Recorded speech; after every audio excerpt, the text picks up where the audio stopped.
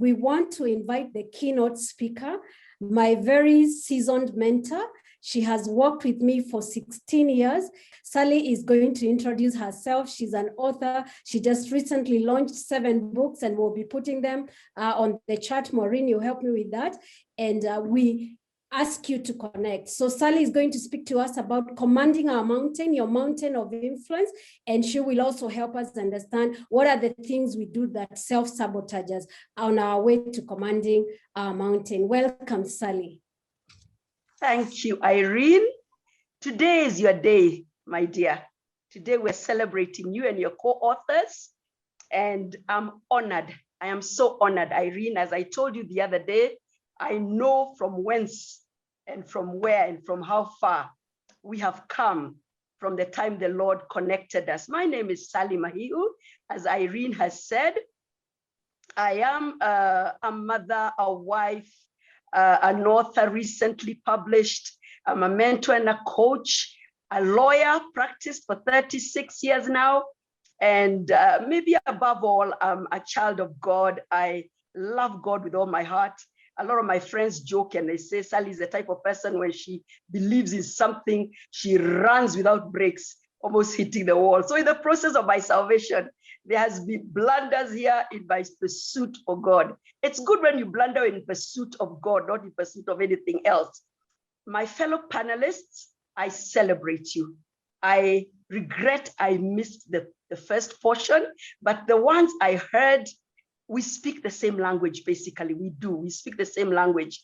And it's all about destiny. At the end of the day, it's about where are we going? Where has God ordained us to go? Just off the record, Irene, allow me, listening to Reverend Simon, today when I was driving to Limuru, I was just praying in the car, and I remembered something a message I had once seen a title of, Can God Trust You with Trouble? And I began to pray and tell God, I think by the time God can trust you with loss, Reverend Simon, by the time God can trust us with pain or with shame and reproach and with hardship and sickness, it speaks volumes. It speaks volumes because God doesn't waste our pain, our losses, our shame. He doesn't, and he turns it around. He turns it around ultimately. So I just wanted to celebrate what Reverend Simon has said and to tie it up with what I've been thinking of this afternoon. Can God trust us with trouble? Do we build capacity when we go through trouble? And does that capacity or what we learn from it, is it used for good? That's a challenge for each one of us. The topic Irene gave me is commanding your mountain. One of the topics is in one of my books, and she'll talk about it later. And it resonates. It actually aligns beautifully with Irene's book, this new book of Her Secret Brilliance. As I was looking at the concepts you dealt with, Irene, I said to myself, we're talking the same language. It's all about the steps you need to take to get to where God has called us to go. So I'm going to go straight into that topic. And for those of you who may not be familiar with the idea of mountains, maybe I can define what I'm, in the context of this talk, what do I mean by mountain? Mountain here refers to your place of assignment, your sector, your sphere, where you have been ordained to be positioned to live out your purpose and make a difference. That's what mountain in this context means. So when we speak of mountains, normally we speak of challenges. Mountains also symbolizes challenges, but at the same time, it also brings the concept of victory. Challenges, but also victory. Because when we talk of climbing a mountain, we speak of accomplishing of victory. And if I define commanding in this context is about, we can talk about being able to, what can I say, to step into a place,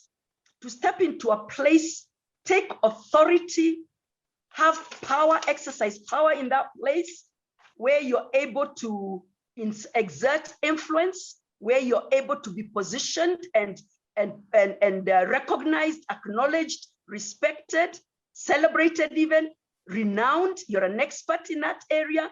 So when we talk of commanding, we speak of having those elements with you in that place where you are. So commanding your mountain If we say your mountain talks of sphere, sector, your anointed and ordained place of purpose, then we're talking of you being there and being able to operate at a very high level with a lot of authority, power, influence, respected, celebrated, recognized, renowned, all that. A sense of ownership, if you will, and a sense of possessing that place and being associated with that place. So when we talk of commanding your mountain, I want to take you back a bit for some who may not be familiar with the concept of the seven mountains concept. I first read about the seven mountains concept in a book by John Enlow, where the main gist is basically that in every society or in every nation, there are seven spheres of influence, or seven pillars, or seven sectors, or seven mountains, meaning that there are seven areas where the Lord would have us Christians step into and introduce and establish kingdom principles. To that extent, the concept also says that in each of these mountains of spheres, there is good or evil. You either find good or evil, and they're both there. And our mandate is to step into the mountain where we have been ordained and called into, and to uproot and remove the evil and the negative and the bad. And in other ways, to establish the good, the right, and the godly. And I'm putting it in a simple way because of time. But basically, that's a gist about the seven mountains. When we talk of the seven mountains, we talk of the mountain of politics and governance. We talk of education. We talk of arts and entertainment. We talk of media. We talk of family, church, and I haven't left family even. Seven mountains. And within those mountains, there is sub-mountains. So each one of us is supposed to be able to know, where am I ordained for? Where am I called for? Now, let me give you at least 3 revelations you ought to have about commanding your mountain. 3 revelations. The first revelation is that your purpose or your calling has a place. Once you've discovered your purpose in life, that you're a leader, or that you're an educator, or that you are an impactor of the youth, or that you're a pastor or a priest or a bit, whatever you discern and discover your calling and purpose is, then automatically that call and purpose has a place where you're supposed to operate and live out that purpose. And sometimes it's like saying your race has a lane. When you're running your race in this case symbolizes your purpose. What is your purpose? Your calling. It has a lane within which you run. You cannot just run anywhere. Your race, that is your purpose, has a lane. Just like your vehicle, in terms of your prophetic vehicle, or symbolically the bus, that your vision, that you're driving to your destiny. It has seats. And it's a question of, there is a seat, there is your seat. So even when you find your mountain, you can't be all over the place. There has to be a place, your position, your post in that place. That's revelation number 1, that your purpose and calling has a place aligned with it. It aligns with a place, just like your race aligns with a lane. The second revelation is that you are anointed. You are anointed, you are endowed, you are skilled, graced, empowered, if you will, equipped for your mountain. The same way you're endowed, equipped, and anointed for your purpose. Because God is not a God of confusion. Once he calls us, he causes you to discover your purpose. You immediately discover that within you, there's already what it takes for you to fulfill that purpose. Likewise, your place of assignment, or your mountain of purpose and assignment, you have what it takes to command authority there. You do. You're anointed for it. So that if you're in the right place, the right mountain, you will thrive, you will succeed. But if you find yourself in the wrong mountain, then you will find yourself withering and failing. I always tell people that, yes, you may have the qualities of a leader. You may even say quite truthfully and quite correctly that I'm called as a leader. But you may then go to the wrong place. Yes, that's your calling as a leader, but which place have you been called to be a leader to? And some of us run to be a leader in the political sphere, political mountain, and you find, no, that's not where you had been called to lead. Maybe you're a leader in society. Maybe you're a leader in education. You're a leader in business, in media. Or sometimes when we know we have the leadership skills and gifting and calling, we rush to the pulpit. but we're not necessarily called to lead in the pulpit. So it's a question of, once you know that you have been anointed for something, where is the right place for it? Where do you take that call? Where do you operate that call? The other revelation, I told you I'll give you 3 revelations. The first one was that your purpose, your calling has a place that is ordained for it. You are anointed and graced and skilled for your place. And the third revelation is that you will, your ultimate goal, once you find your mountain, place of influence, is to exert an influence, a difference, a positive difference, positive change. You are there to leave footprints, if you may. You are there to leave a legacy for the next generation and the current generation. You are there to be a trendsetter, to be a game changer, to be a trendsetter. You don't just discover your mountain. Okay, I'm called to in the leadership of politics. I go there and I sit there pretty, and that's it. No, I am supposed to go there and be the minute I step into my mountain, there ought to be, the game changes completely. There ought to be radical change, positive influence. There ought to be a change for the better. There ought to be kingdom principles beginning to operate in my mountain if I've stepped into that mountain, and I ought to be associated with it. The other day, we were joking with my mentees, and I was telling them that, okay, sometimes you find on your phone, you have saved people's numbers as Mwangi wa Boda, or Ochieng wa Maji, or Chebetwa Weaves, or Ule Chebetwa Weaves and Weaves. Yes, you can be associated with something. I'm talking about being significantly associated with a place. When we talk of the medical sphere or the education sphere, we ought to come up with names that we cannot talk about the education sphere without mentioning certain names, or the medical sector, or the media sector. There ought to be names that are associated with that sphere for good, not for negative influence, for positive influence. And that's what I mean when I say you're a game changer, you're associated with that place, and you leave footprints on that place. You're legendary. You're a legend in that place, a living legend. And even way after you're gone, you leave a positive legacy on that mountain.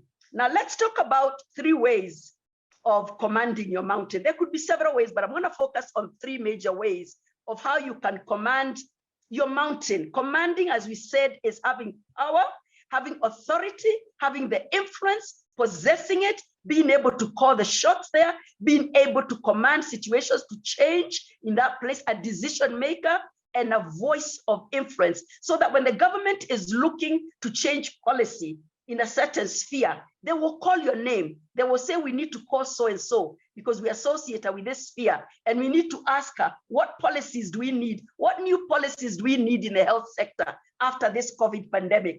What new policies do we need to put in the education sector, since we're finding the system we've put is not quite working? They ought to associate you as one who is able to help governments and even other nations. We hear of people who are called by other nations and leaders of other nations, come and help us with our health system, help us with our education system, help us with whatever. So it's very important to know that when you go there, you are a go-to person. You're a person people will look for in terms of positive change and impact on that mountain.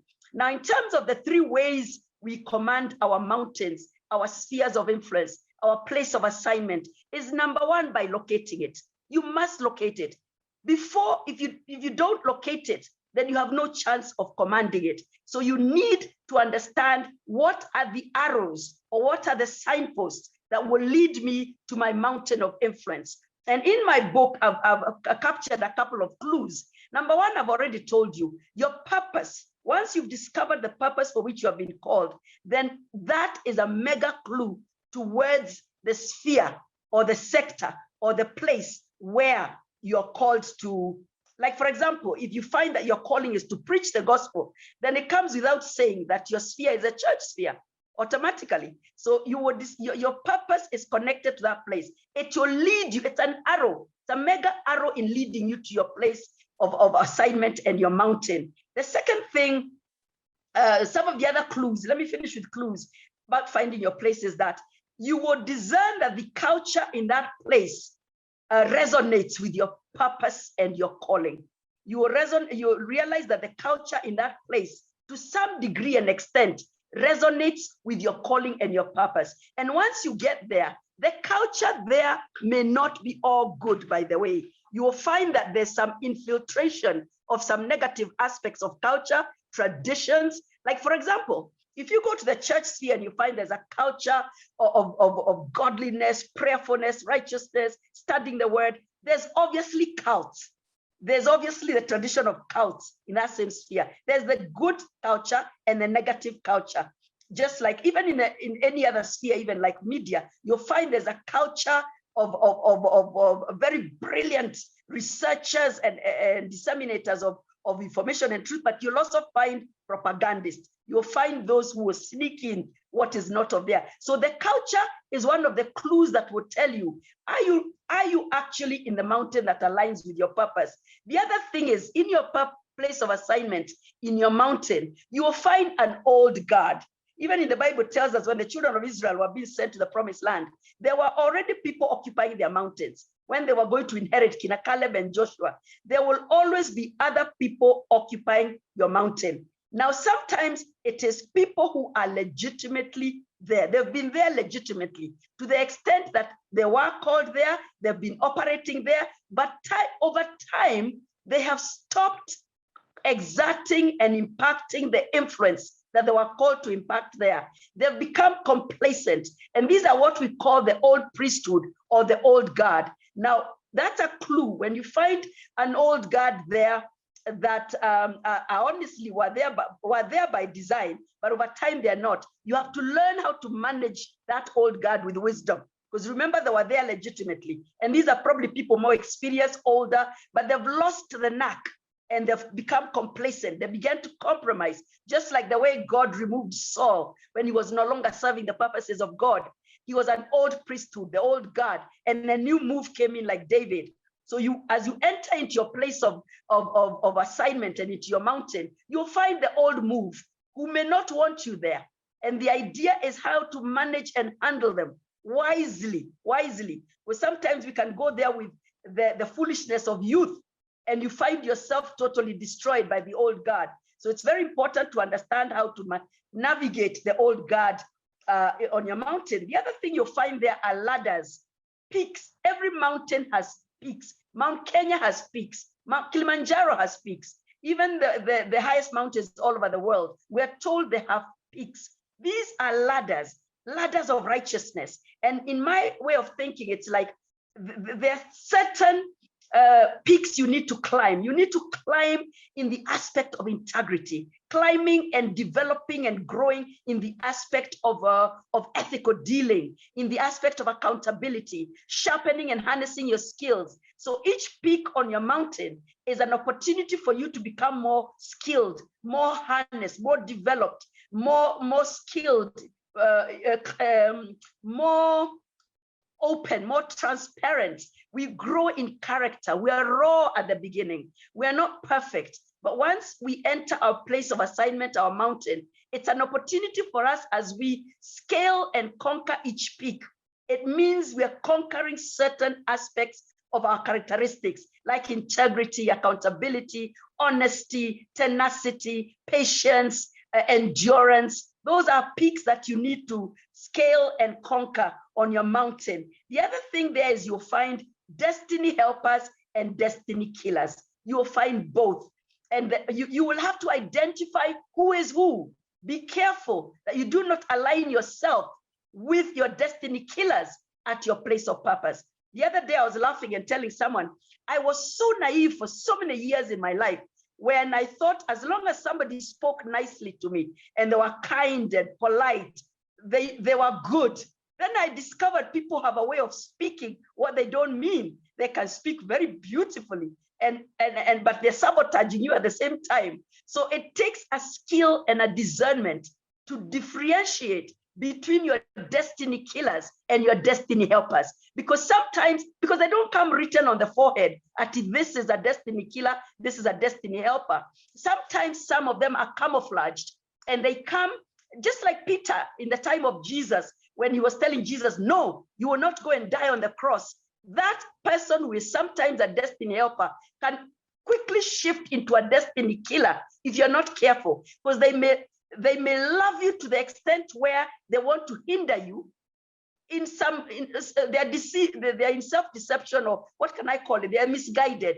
They're not deceivers, they're misguided, and in their being misguided, they can hinder you from fulfilling your purpose. It's like Elkanah, the husband of Hannah, when he didn't have a revelation of her calling and the fact that she needed to birth the next move of God. What happened is, in his love for her, he wanted to stop her from aspiring to that.